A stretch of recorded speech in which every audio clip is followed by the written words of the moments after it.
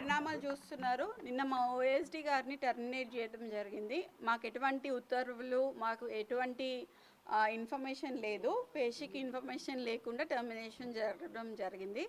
దాని తర్వాత మేము ఇంకా ఎవరిని అడగలేదు. హైకమాండ్ని పోయి ఎందుకు టర్మినేట్ చేశారని అడగలేదు. ఐజీ గారిని అడిగినప్పుడు ఏం చెప్పాడంటే అడ్మినిస్ట్రేషన్ గ్రౌండ్స్లో తీసేసామని చెప్పాడు. అంతే, దాని గురించి అయిపోయింది. నిన్న నైట్ 2 o'clockకి సుమంత్ ఓఎస్డి, వాడు యాక్చువల్లీ నా తమ్ముడు, నా కజిన్ తమ్ముడు, మా చుట్టాలు అయిన వాడు. వాని ఇల్లు తెల్లాపూర్లో ఉంటుంది, అపార్ట్మెంట్లో. సో అక్కడికి 2 గంటలకి టాస్క్ ఫోర్స్ పోలీసులు వచ్చి 2 గంటల నుంచి కెమెరాస్ ఉన్న రూమ్లో కూర్చొని 2 o'clock నుంచి ఉన్నారు. అయితే 7 o'clockకి మెయింటెనెన్స్ వాళ్ళు సార్ 7 o'clockకి మెయింటెనెన్స్ వాడు వచ్చి చెప్పాడు ఇట్లా వచ్చారు అని చెప్పి. వెంటనే యాక్చువల్లీ వీడు వచ్చేసి అప్స్కాండ్ అయ్యి ఇక్కడికి రావటం జరిగింది.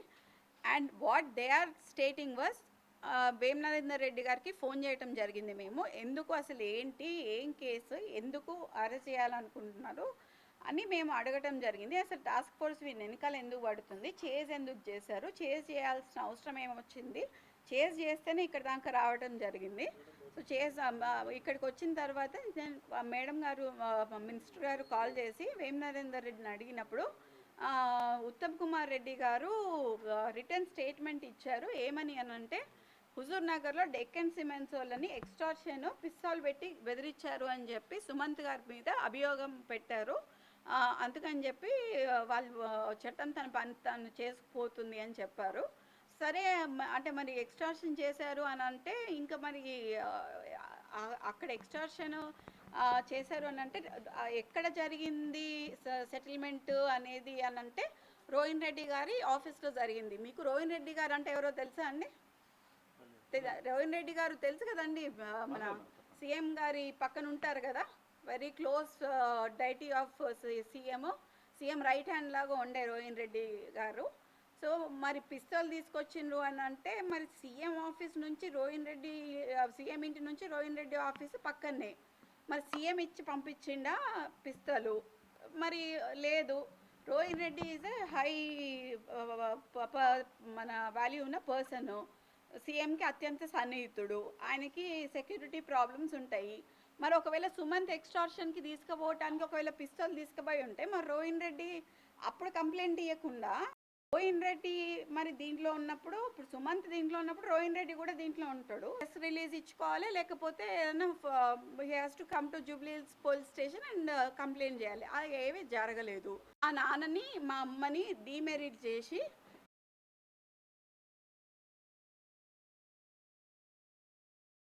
సంతకం పెట్టించుకుంటారు, వాళ్ళకి కావాల్సింది వాళ్ళు రాసుకుంటారు. సో నా ప్రకారం నేను అనుకునేది ఏంటి అని అంటే వీని అడ్డం పెట్టుకొని మా నాన్నని ఆర్మ్స్ యాక్ట్లో ఇరికిద్దామని చూస్తున్నారు. బీసీ లీడర్ అయి ఉండి మా నాన్నని మా అమ్మని డీమెరిట్ చేసి పార్టీల నుంచి బహిష్కరించాలని చూస్తున్నారు. ఇదంతా తెలుగుదేశం నుంచి వచ్చిన వాళ్ళ కుట్ర. అదే ఇది కాంగ్రెస్ తెలుగుదేశమో తెలుస్తలేదండి. రెడ్ల రాజ్యం నడుస్తుంది. బీసీ నినాదం ఏమో రాహుల్ గాంధీ ఎత్తుకుంటే ఇక్కడ బీసీ ఇంటి మంత్రి ఇంటికి ఒక ఎవరు సిఐ ఎవరు టాస్క్ ఫోర్స్ సిఐ, మంత్రి ఇంటికి టాస్క్ ఫోర్స్ సిఐ వస్తారా అండి? అసలు ఎక్కడైనా ఉందా? ఇంత సిగ్గుమాలిన చర్య అండి. ఒక ముఖ్యమంత్రి సిగ్గుపడాలి దానికి. ఒక బీసీ లీడర్ ఇంటికి, ఒక బీసీ లేడీ ఇంటికి రాత్రి 9 గంటలకు ఒక టాస్క్ ఫోర్స్ సిఐ వచ్చిందంటే ముఖ్యమంత్రి సిగ్గుపడాలి. I'm telling on the media. My father is a crowd puller, my father is a mass leader అండి.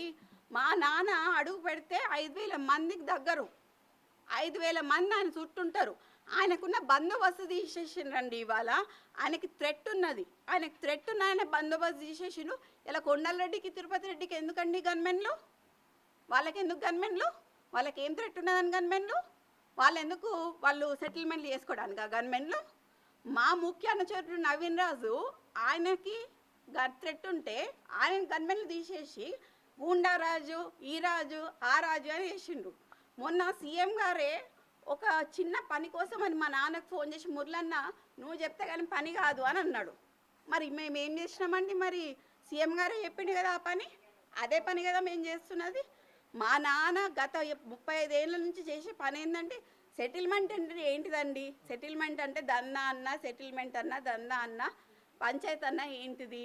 మా నాన్న చేసేది పెద్దోళ్ళ నుంచి తీసుకొని చిన్నోళ్ళకి ఇస్తాడు.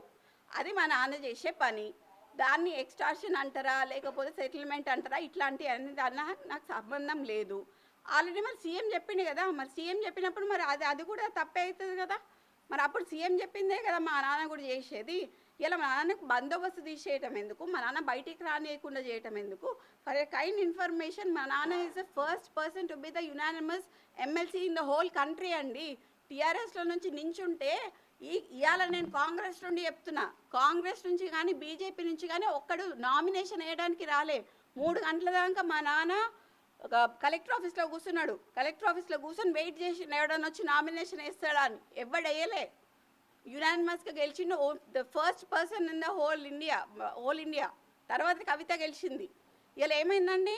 కాళేశ్వరం గురించి మాట్లాడట్లే, ఫోన్ ట్యాపింగ్ గురించి మాట్లాడట్లే, కవిత గురించి మాట్లాడితే కవిత మాట్లాడేదంతా రేవంత్ రెడ్డి చెప్పిస్తున్నాడు, కవిత మాట్లాడుతుందని అంటున్నారు. దేని గురించి మాట్లాడట్లేదు? ఇప్పుడు అసలు మా గురించి ఎందుకు వచ్చింది? మా మీద ఎందుకు పడుతున్నారు? మీరు అందరూ చూస్తున్నారు పరిణామాలు. లాస్ట్ 1 year నుంచి ఎట్లా మారుతున్నాయో మీరు అందరూ చూస్తున్నారు. మా అమ్మని ఈసడించుకొని మాట్లాడుతున్నాడండి.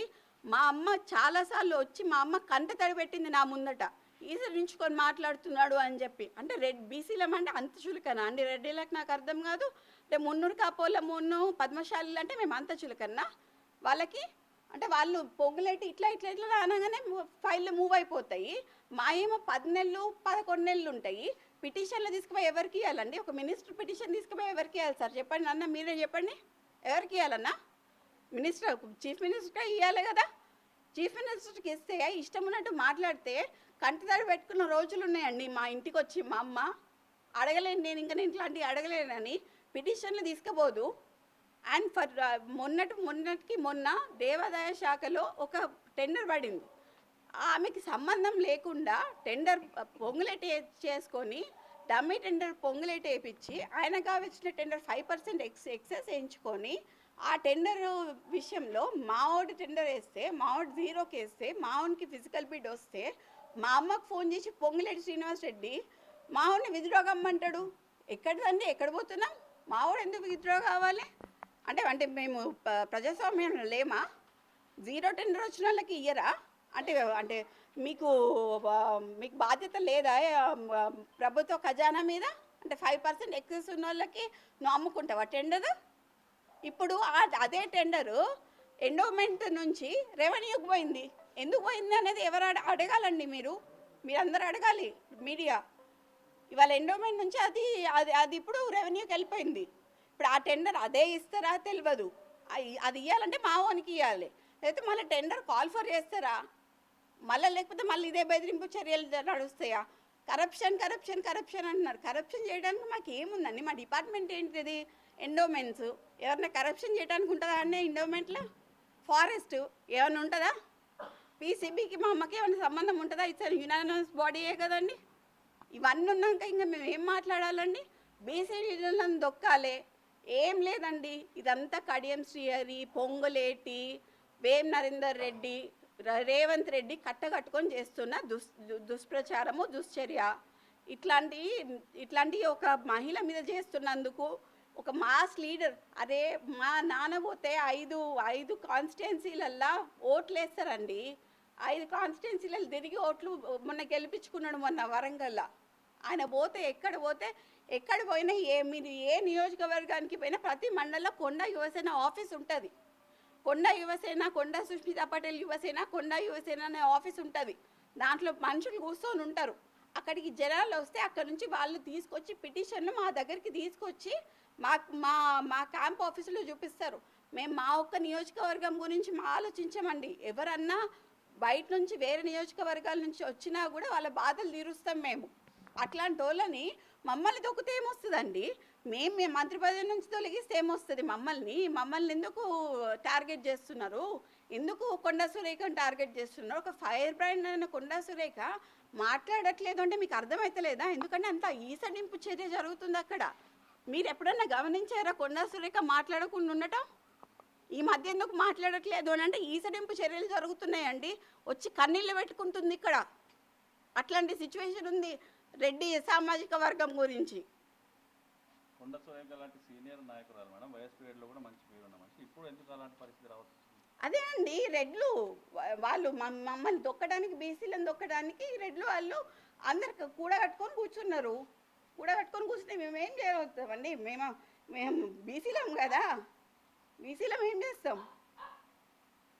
ఏదైనా కూడా మేము రాహుల్ గాంధీకి దండం పెట్టి కాలు మొక్కి మేము అడగాలి. ఇక సార్ మరి మీరేమో బీసీలు అని అంటారు, మరి ఇక్కడ రెడ్ వాళ్ళందరూ మమ్మల్ని ఇట్లా చేస్తాను, మమ్మల్ని ఏడిపిస్తాను, మరి మేము ఏం చేయాలని అడగాలనా? మరి ఏం అడగాలనా? లేకపోతే రేవంత్ రెడ్డి కాళ్ళు పట్టుకోవాలనా? కాళ్ళు పట్టుకొని ఈసడింపు మాటలు మాట్లాడకండి అని మా అమ్మకి నేను చెప్పాలనా? ఏం చెప్పాలండి? చాలా బాధాకరంగా ఉందని నేను మాట్లాడడానికి, ఇట్లాంటి మాటలు మాట్లాడడానికి నేను నిజంగా చాలా బాధాకరంగా ఉంది. ఎందుకనంటే మా అమ్మ ఫైర్ బ్రాండ్ అండి. ఫైర్ బ్రాండ్ అయ్యి ఉండి ఇవాళ తను ఎన్నిసార్లు కంటతడి పెట్టిందో నాకు తెలుసు, ఒక డాక్టర్గా నాకు తెలుసు. ఎందుకమ్మా ఫైల్ ఇవ్వవు అని అంటే నేను పోనమ్మా, నేను నా ఫైల్ ఇవ్వలేను, ఆయన దగ్గర పోతే ఇటు ఎట్లా పడతావు అట్లా మాట్లాడతాడు అని అన్న మాటలు ఉన్నాయి. రేవంత్ రెడ్డి అండి, ఏది పడితే మాట్లాడతాడండి ఆయన. మా అమ్మతోని అసలు ఆయన చక్కగా మాట్లాడిందే ఉండదు. ఇష్టం ఉన్నప్పుడు అండి, అంటే బీసీలు అంటే అంత చులకని భావం ఎందుకండి?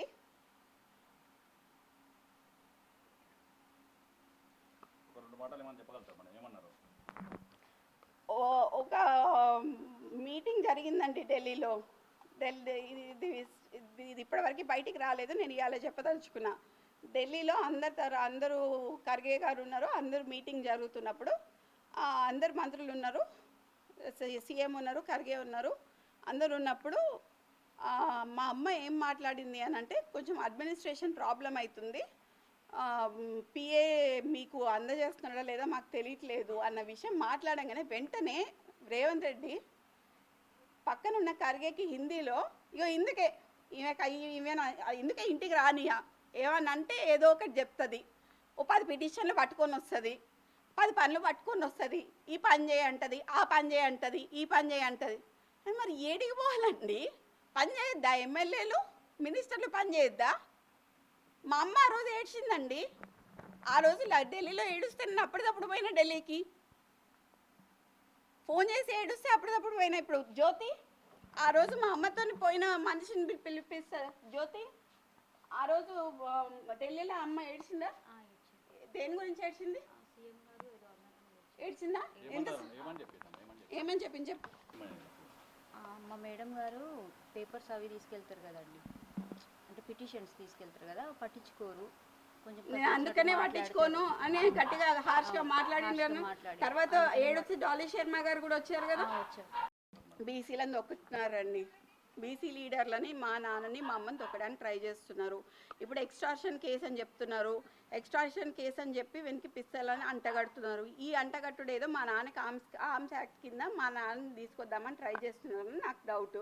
ఆ డౌట్లో మాత్రం మా నాన్నకి కానీ మా అమ్మకి కానీ ఎటువంటి హాని జరిగినా మాత్రం దానికి పూర్తి బాధ్యత రేవంత్ రెడ్డి, వేం నరేందర్ రెడ్డి, కడియం శ్రీహరి, పొంగులేటి శ్రీనివాస్ రెడ్డి, ఇంకా ఈయనెవరు రోహిన్ రెడ్డి, వీళ్ళందరూ మాత్రం బాధ్యత వహించాలి. నేను ముందే చెప్తున్నా.